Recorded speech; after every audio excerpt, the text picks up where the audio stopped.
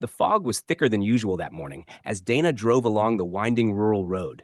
Her headlights barely cut through the milky haze, and the air felt dense, almost suffocating.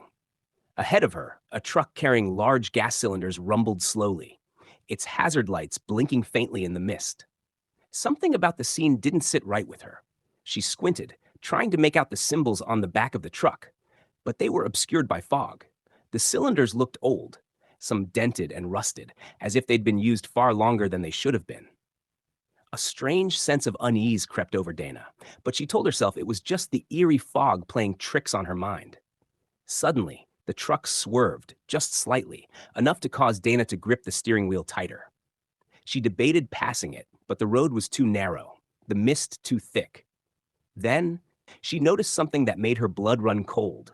One of the cylinders near the top seemed to move. It rolled ever so slightly, shifting in its metal cradle. And then it twitched. Dana blinked, certain she must have imagined it.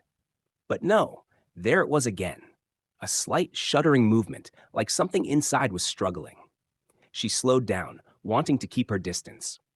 Just as she decided to turn on the radio for some distraction, the truck's brake lights flickered, and it came to an abrupt stop in the middle of the road. The cylinders clanged against one another with a metallic thud. Dana's heart pounded as she pulled to a stop behind it. For a moment, nothing happened. Then the back of the truck began to creak open. No one was driving. No one was operating it.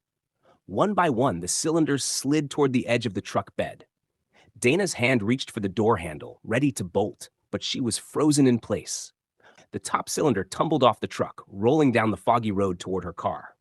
As it approached, she could see deep scratches in its surface, as if something had been clawing from the inside, desperate to escape.